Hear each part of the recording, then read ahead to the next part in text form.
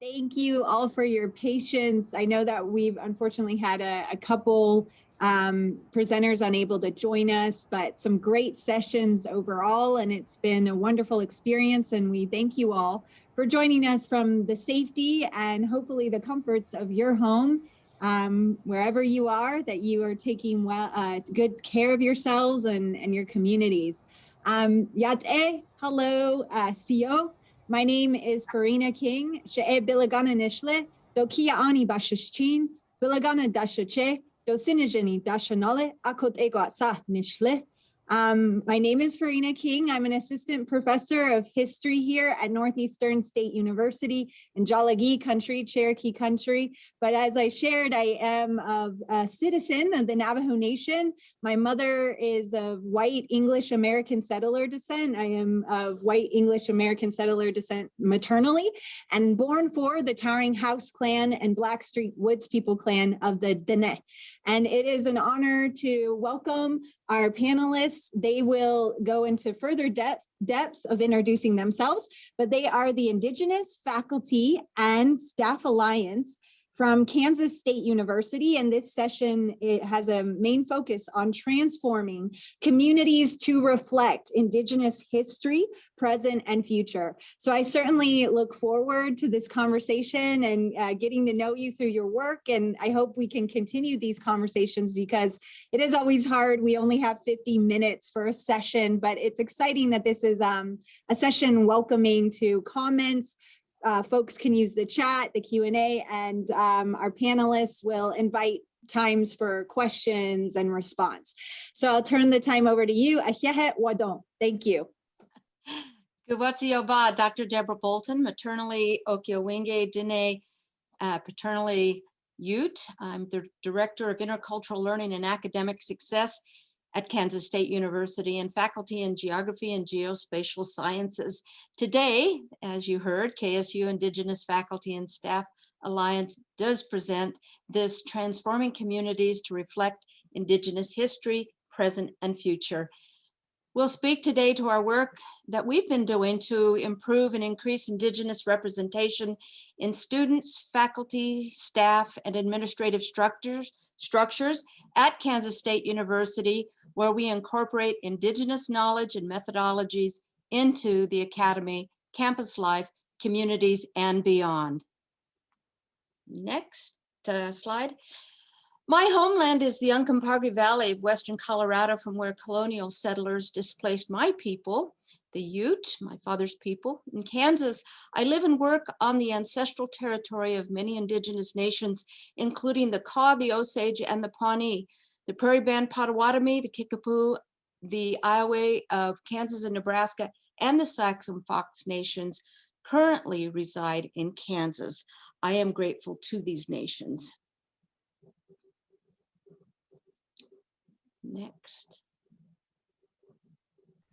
And so also, I want to encourage everybody to put in the chat what Indigenous lands that your institution is on. So I know that some people are coming in from afar and some people might be local, but some people might be distant. So we'd love to hear what lands you're coming from. So if you can feel free to post in the chat. And we want to encourage you to use the chat as much as you see fit today to make this a little bit more interactive. So Hawaii Dahe, my name is Alex Redcorn. I'm a citizen of the Osage Nation from the Oaxacaline district. I am from the Tijuwashtage clan, which is Gentle Sky or Peacekeeper clan. And I am an assistant professor of educational leadership here at Kansas State University. And I'm gonna ask the rest of our Indigenous Faculty Staff Alliance, and I'm a co-chair of the Indigenous Faculty Staff Alliance. And I wanna allow them to introduce themselves. But in introducing ourselves, I want to point out how interdisciplinary we are. So we already have geospatial sciences, there's some student affairs, and there's College of Education here. So I'm going to ask them to answer the question, how has your work made IFSA stronger, in their introduction? So LaVerne, would you like to go?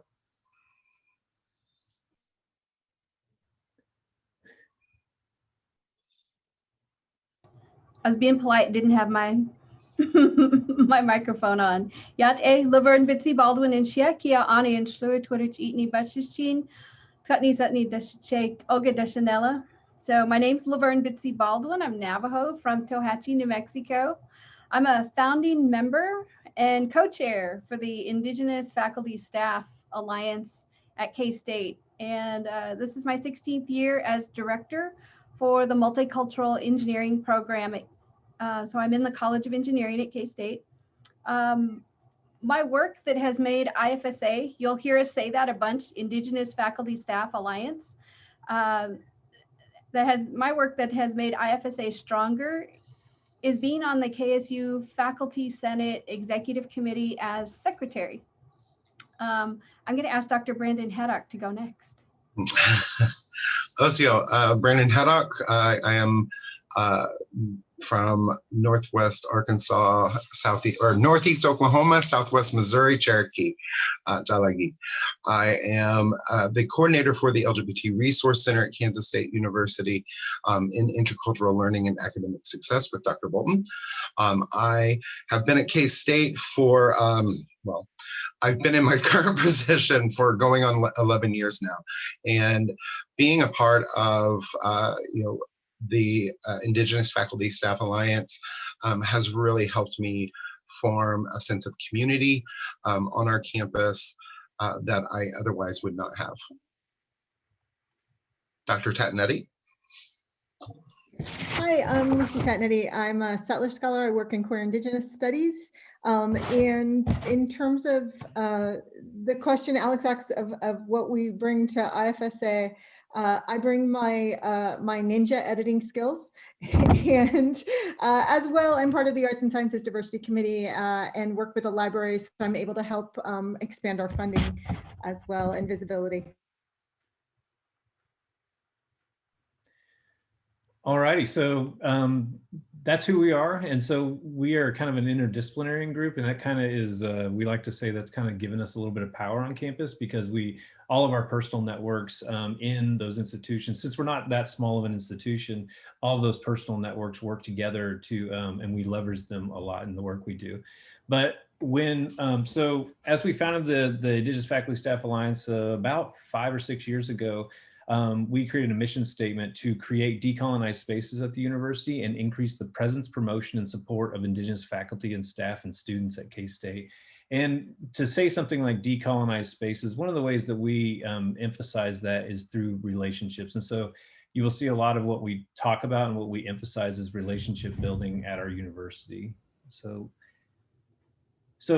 for the chat, so we can get people involved in some of the chat, I would ask that just answer this question in the chat box. On a scale of 1 to 10, how strong are your alliances across your institution? So Native faculty and staff at your institution, how strong are the alliances? So we can get a vibe for kind of where everybody's coming from in their institution. So scale of 1 to 10 in the chat, how strong are your alliances at your institution?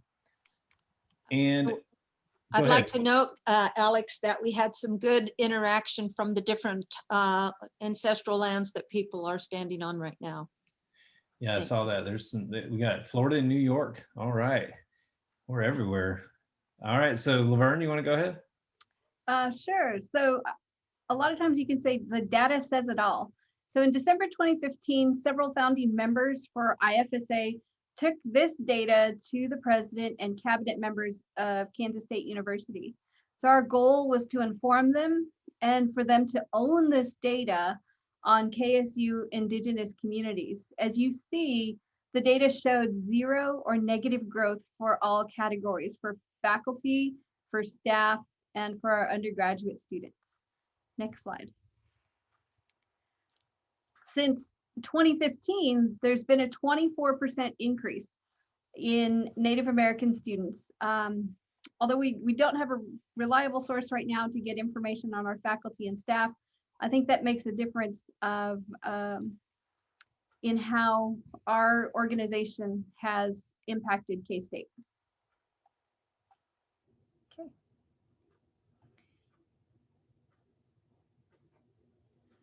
Okay, so another question for the chat. On another scale of 1 to 10, how much does your administration know about the data for your Indigenous faculty, staff, and students? What's your perception on what they know and how much they own that information? Okay, you can go to the next slide. Well, I told you about a meeting, but nothing ever really starts in a meeting. For me, this is where the Indigenous faculty staff really started to form. This is my favorite photo from the KSU alumni powwow. This photo says community to me in the best way. There are infants to elders, Native, Black, Hispanic, International, all peoples, all playing musical chairs together. It was a space where we could find commonalities, find each other as Native people, definitely find food and laughter. The powwow gave us visibility. I think it's the biggest thing, and helped us to connect with other Native people and gather resources. This was at our university open house. It was funded by the Diversity Program Council, part of our KSU Student Governing Association, and our student organizations helped us to fund this event. And so one of the things that happened, so when that powwow happened, I was actually a doctoral student at K-State, and I was working through my program. And I had recently been asked by our College of Education to try to build more partnerships and improve our partnerships with Native communities. And so I started trying to figure out, where are all the Natives on campus, because they weren't necessarily visible, and that powwow actually made people visible. And so I started reaching out to people like LaVerne, and LaVerne and I met in her office, and we were just like, yeah, we got all these great ideas, all this stuff we can do. And she said, well, we've been thinking about trying to bring the 1491s to campus. And I thought, oh no, my brother's in the 1491s, and that makes me scared because I just got a job and they do crazy things. And so, but I went with it, and we created an event with the 1491s. We also had a social justice and education panel to go with it. We invited Haskell students, because we're not in Lawrence with that other university down the river that I also got degrees from, that I guess we won't mention, but Haskell is about an hour away, and we thought, well, you know what, let's pay for a bus to get Haskell students out if they want to come see the 1491s here. And so we were just trying to connect people with this event, and we used this event to raise visibility on our way up to a powwow, a second powwow. And so, Brandon, do you want to go ahead? Yeah, so there were several events, like Alex said, leading up to the powwow and the 1491s. We had Assistant Chief Raymond Redcorn of the Osage Nation. We had a film screening of the Dead Can't Dance, and Priscilla Redcorn participated in several classroom visits about the films and documentaries. We like to tease Alex a little bit that the IFSA survived Redcorn Heritage Month. And I just want to put in that, yes, he was very nervous when the 1491s were on campus. So, but this really was a kickoff to a lot of amazing events and to the powwow. To be fair, I just had actually turned from being a student to actually having a job at K-State, and so it was boring. He was mortified when the buttons were made, and they actually were made, that said, "I survived." Right. Mine's in my office. There we go. So the story we're telling is kind of how we started with a few of us, and you know, kind of built from there. And so we built on the momentum of the 1491s, and we raised funds for our first Indigenous Peoples Day conference at K-State. At that time, 3 of us were also leading a multi-year campaign to change the Manhattan High School mascot. So that first conference worked kind of on multiple levels. So on one hand, it introduced the campus community to amazing Indigenous intellectuals like Dan Wildcat, Cornell Peewawardy, Gene Dennison, and many more folks. At the same time, as well as educating the campus community, it was an outreach to the school board and the local community who showed up. That conference ended up being standing room only, and it brought participants from Kansas, Missouri, Oklahoma. And one of the things that did was give us some power. So we now had the power to make arguments for funding. We had the power to make arguments for venue. We were able to reach out to more support and build more alliances at that point. And we're now on our 5th, heading into our 6th Indigenous Peoples Day at K-State. hoping to go back to standing room only instead of Zoom. And I might add, we were previously a little bit invisible, but one of the cool things that happened is when your high-ranking administrators show up to a conference and it's standing room only, they start paying attention a little bit more. And so that was convenient for us.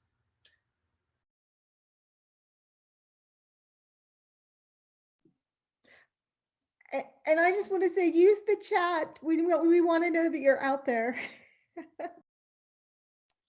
Yes, we didn't get a lot of interaction from the 1 to 8. We have one, but we're really interested to know how other institutions celebrate Indigenous Peoples Day, so we can get some of your ideas.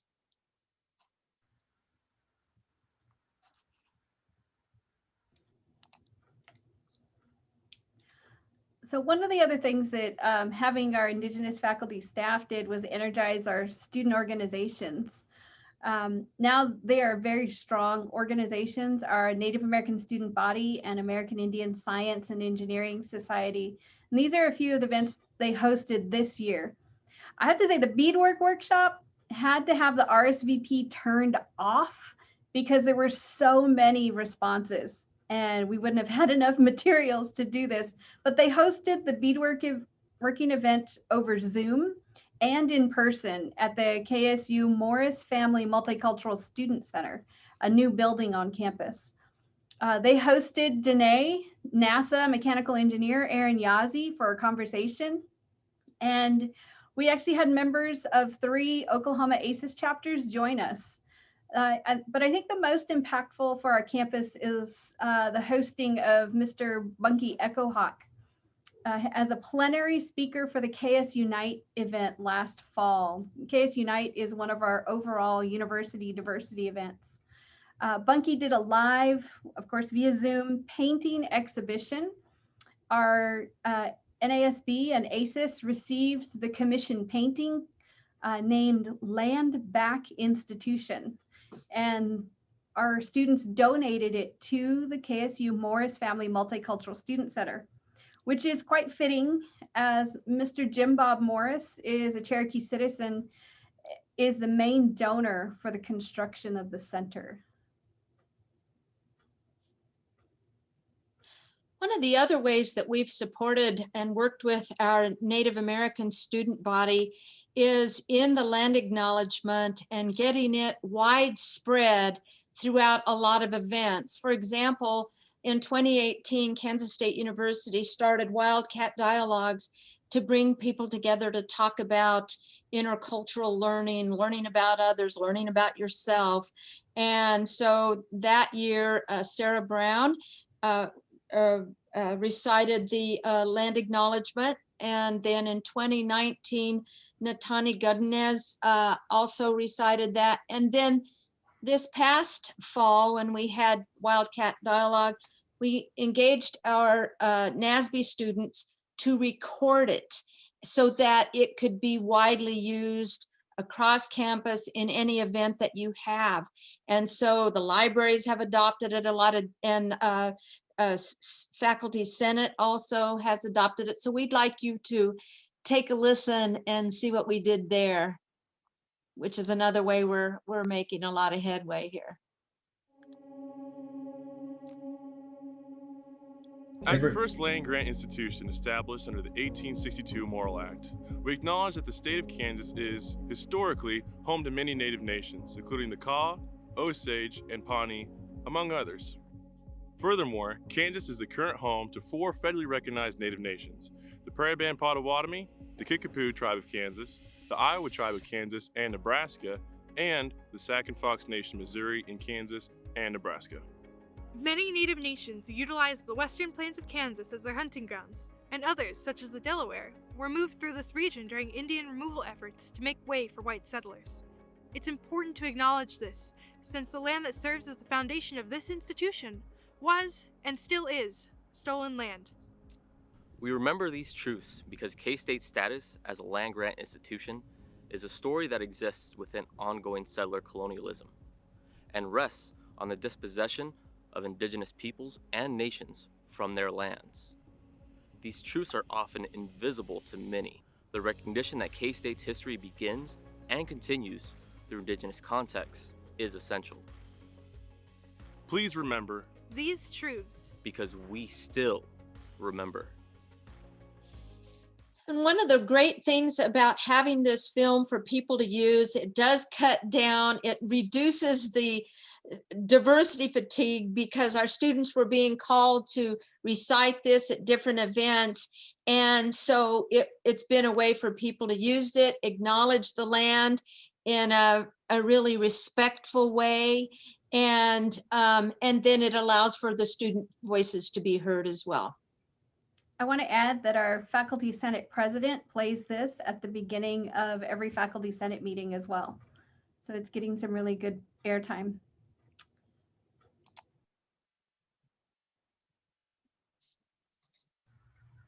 Brandon, you want to take this slide?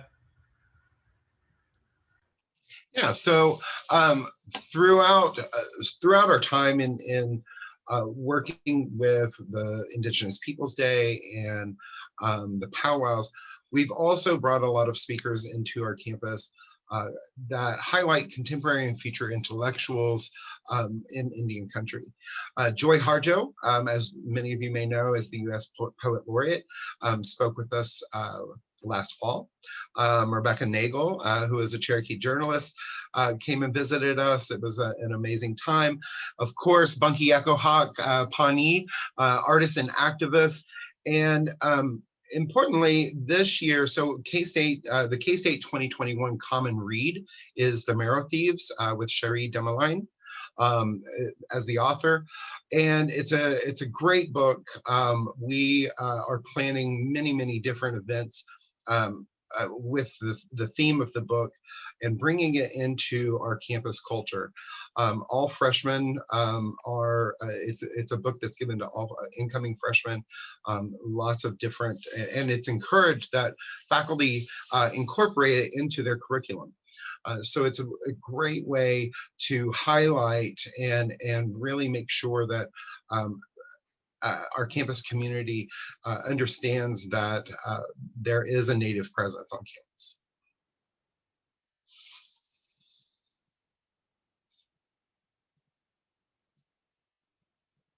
All right, for the chat. We'd like to know who have you invited to your campus, and people that may have particularly energized your students, faculty, and staff in the learning that occurs on your campus. We would love to have recommendations. We are always looking for folks to bring into Indigenous Peoples Day, but also as speakers to our university. So let us know in the chat, y'all.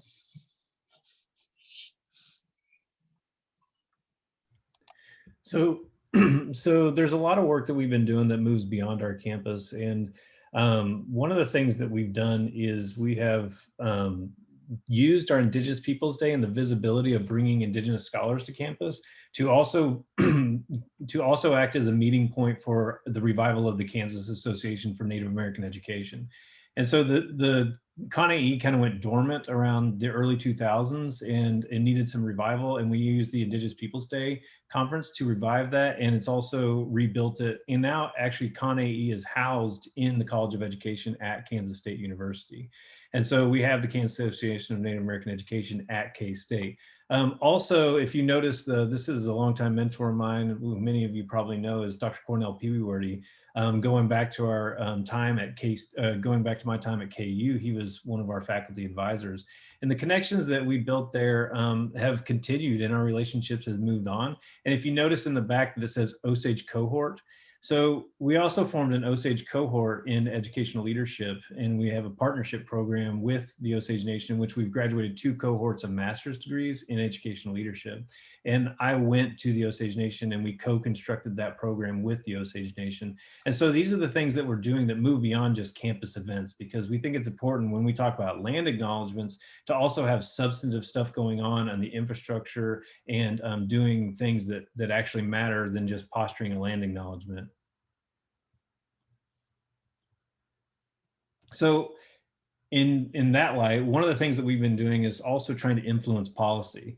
And so what's funny is when we came up with the Indigenous Peoples Day event, and our first advertisements cross out Columbus Day and just have Indigenous Peoples Day, we just did it and hosted the event, and a lot of people showed up, and we've done it 5 years in a row. And we never actually asked the university to change it because we felt like that was a political fight. We'll just like do this and assert ourselves in that way.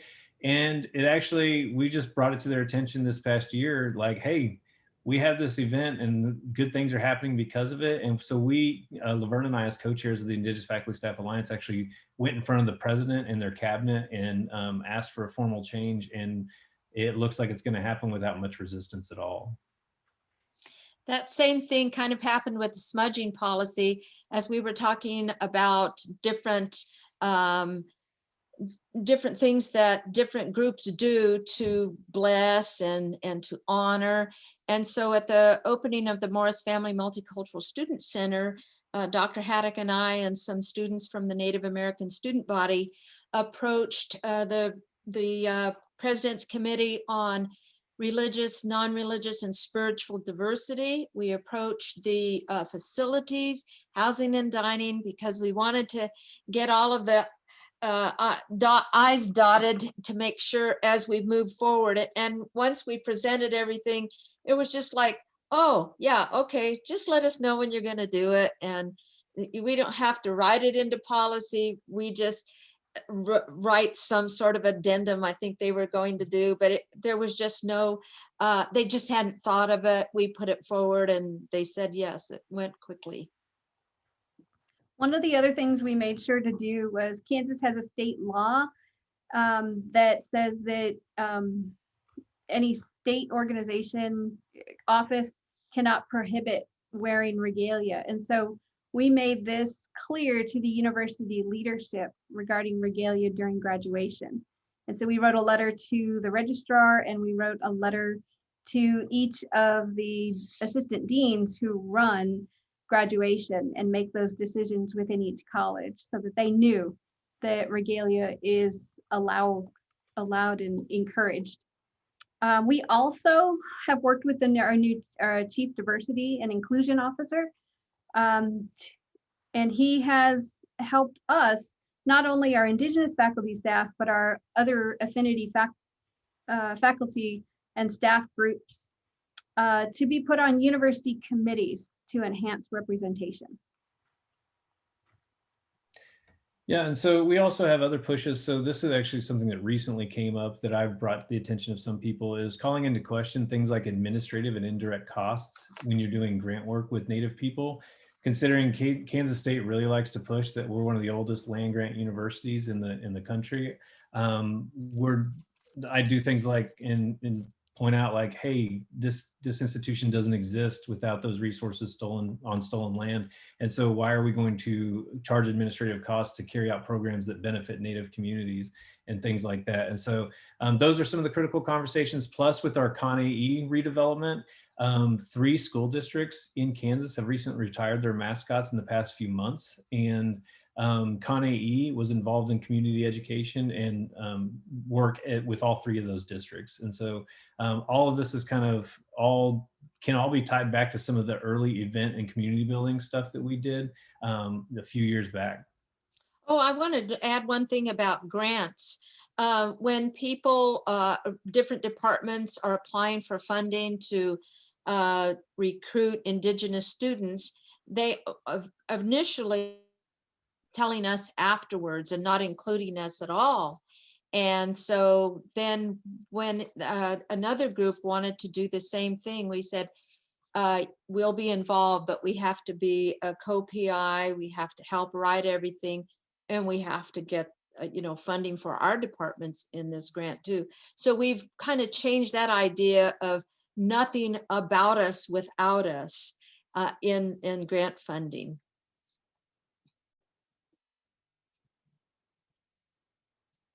So for the chat, what policies have or would you like to influence change on your campus? What's some of the stuff you run into on your campus that acts as a barrier for some of the work that we all know needs to be done on our campuses?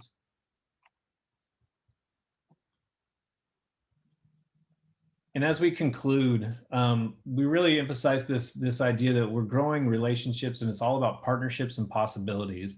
And so I want to emphasize on the right is our sponsorship for the K-State Indigenous Peoples Day that we have every year. And we consistently get funding from these people to help put on that event. And it's a campus-wide thing, and it reaches, it's really important to see it as a collaborative effort. And our job is to connect those dots and build those relationships in order to make it happen. And also with the ConAE revival, we've partnered with the Nebraska Indian Education Association, which has also been in kind of revival mode. And we secured a grant to get to do a Kansas-Nebraska Indian Education Study and Community Building project. And so this is some of the substantive work that really can be tied back to the relationship building and those events. And so with that being said, I believe it's time to move. Oh, here's our contact information. And we're not done talking. We have discussion questions here, but for anybody that wants it, and once we start the discussion, we can also put it in the chat so you still have it. So let's go ahead and move towards discussion. And LaVerne, would you like to lead this? Thank you. Okay, so I think first and foremost, our process helped to create IFSA was due to visibility. So what can you do to increase visibility at your institution that will not exhaust the Indigenous groups? We're asking for a friend. So we'd love for you to go ahead and unmute and to give us your voice as well. Do you want to stop the screen share and maybe drop these questions in the chat so that we can see each other and talk? Yeah.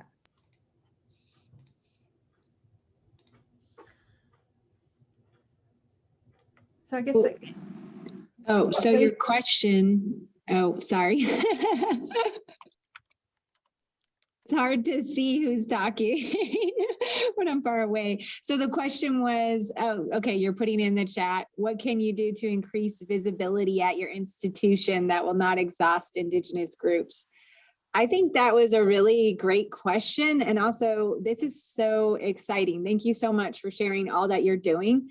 Because here we are, at Northeastern State University. So I know, to be honest, it kind of feels a little awkward being asked these questions like, oh no, who's listening? Can I really be honest? I mean, just for us who are affiliates of different institutions, right? And you kind of bring up how the work you do, you have to, it kind of sounded like, you have to know when to stand up, what kind of approaches, navigating that, like the regalia at graduation, right? There's sometimes hard questions about this, and that's all related to visibility, all related to, the voice and representation and acknowledgement as well that you brought up, that land acknowledgement, even that, some people like clearly, I'm on the end of that perspective saying, oh, of course. And I love the idea of how you did a pre-recording that can be used. But I did wonder what we're thinking about here at NSU, for example. I think it can be hard because people can, and depending on where you are, wherever your institution or wherever you are, we are in the headquarters of Cherokee Nation of Oklahoma and the United Kituwa Band of Cherokee. So clearly, there is acknowledgement of that. We are at an institution that was founded by the Cherokee Nation in the 1850s, but yet there's still students or people who come here and don't think about that, don't know how to make sense of that, don't understand as well the history of how this institution became a state-run institution, how that's tied to history of allotment, settler colonialism, and all these different dynamics. So I think in terms of that question of visibility, some of the conversations we're having is, how do we make sure the land acknowledgement isn't just, I had a friend tell me this, I'm gonna borrow her word, trendy, something that is just in word only. How do you really back that up with action? And that, I think, it's about visibility, but more than just being seen, right? Also being heard and engaging community. So we're talking about having possibly a full website to it with different kind of resources, and especially engaging with and working with the tribal nations that are being acknowledged, that we are communicating with them, and even possibly encouraging like language, how different diverse peoples call themselves, and the language they use, and what do they prefer, what kind of resources are they already creating in their cultural and historic preservation offices. So it's quite a big endeavor, but we're hoping to pursue that. So that's from here at NSU. I look forward to what other people will say. I think that I want to kind of interject here and say we are thankful. We have an administration at our university that gives us a platform to speak and to speak up. And we want to recognize that not all universities are in that situation. Some of our fellow colleagues around the state are not necessarily in institutions where they are being heard.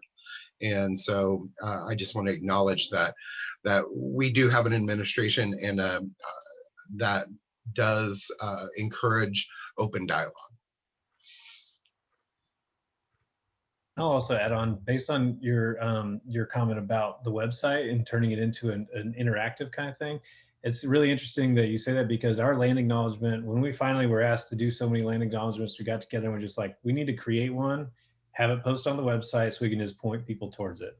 And this is all good. But however, lurking in the background is some of the land acknowledgement stuff that we've been doing. We've been advocating in the state of Kansas to get things like in-state tuition for all tribes with historical ties to Kansas. And there's varied degrees of success that we've had there. But what we have is a working document of tribes, of institutions with ties to the state of Kansas and things like that. And we will eventually be putting that on there so people can see these things and see these details and use those resources on their own to help tie to things. Also tying to like the land grab institutions article and making those links available so we can make it a working, living document that people can interact with. Anybody from the crowd here? What can you do to increase visibility at your institution that will not exhaust the Indigenous groups? And we say asking for a friend because sometimes it gets tiring, a little bit of diversity fatigue. Hi, everyone. I'd like to jump in here. I'd like to echo what Brandon said about administration. When I was a graduate student at the University of Buffalo, everything in terms of visibility, events, education fell in the hands of the graduate students, of which I was a part. And we were exhausted, we were burnt out. And there's been a shift in the 10 years since I have no longer been a student and I'm now an employee at the university, that the administration is starting to listen to all of the efforts of the few people that have been pushing for years to be heard. And they're now creating the infrastructure and the space for these sorts of conversations and the ability for Indigenous peoples to be more visible at the University of Buffalo, whereas in the past, everyone's just been kind of swept under the rug and forgotten about. So it's great that there's been this sort of shift in the atmosphere of the university. I'm sorry, I have incense going. I don't know if you can see the smoke on my screen, but that's what that's about. But I thought you were smudging. Yeah, I'm not smudging. It was a hard work day, so I needed to at least burn some incense. So I don't have very specific suggestions. I do just want to echo Brandon with that infrastructure and the administration backing, unfortunately, from the top down, I've noticed has been very important in the shift that our university has taken. Thank you. This incident just happened about a week ago, but I think that we're also teaching our students to be vigilant about when they see misappropriation of any sort of beliefs or practices. And I think it was a department had some sort of a function and they made it Hawaiian and everyone showed up in, Hawaiian kinds of things. And then one student reported it to us, I think it was, and how should I handle this and that sort of thing. And the student just went to that director on his or her or their own, and they kind of then they go, well, should we apologize? Or no, we just want you to, and so it was kind of neat how we're teaching others to be mindful of misappropriations. I think it's also important to say here that Kansas State University is in Manhattan, Kansas. Manhattan schools, their mascot is the Indian, which of course has been, as a university, we've tried to do a lot of education in that regard, but the high school has used our facilities. So that was a big learning curve for a lot of our administration when we started bringing that up, that we were actually bringing outside entities into our educational atmosphere that were appropriating our images and our identities. Anyone else have some feedback?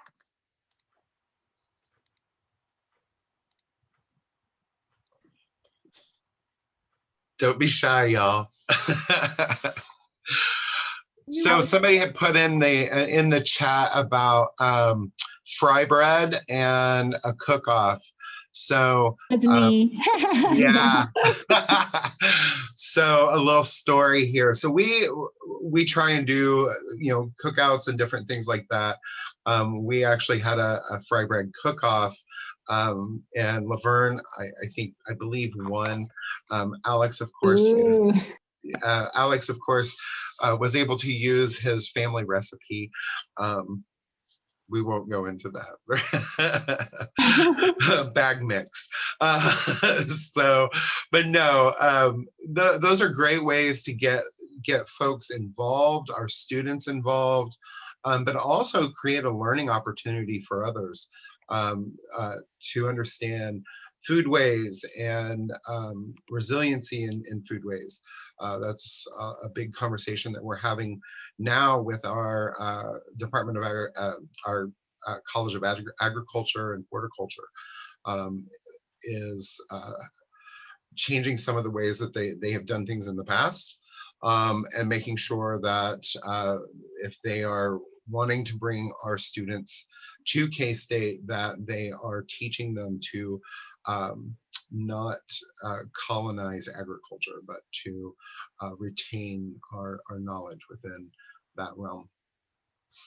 Well, could I pose a question to you all, because I'm just really impressed by everything that you shared, and I appreciate this opportunity to talk with you. So I hope, please don't be shy, people. This is quite an opportunity here. Do you mind if I ask you all a question? Go ahead. Okay. So even in just some of your comments here about, and even in that question itself about visibility of Indigenous peoples and Indigenous faculty and staff, students, people on campus, what comes to my mind is unity, right? And that idea as well of alliance that we're talking about. When we say these terms like Indigenous, Native American, even on issues that it seems like there's a go-to response to it, well, we start to take for granted that, oh, mascots, all natives are against it, or bear's ears in terms of Navajo country, where I have family and connections there. Oh, the Intertribal Coalition, they're against it. But actually, there's not always that consensus. And I sense that, we're here in Tahlequah, our school was formerly called the Renman.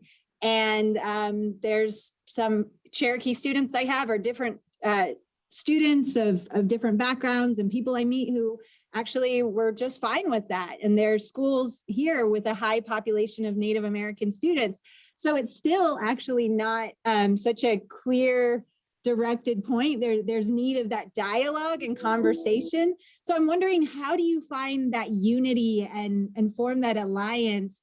Especially when we are working towards also unpacking the when we say diversity, but the intricacies and that we're not all homogenous, the Indian, the Indigenous, right? And how you come together with different issues. So I would love to hear about that. LaVerne, go ahead. Alex. So we have a lot of deep discussions.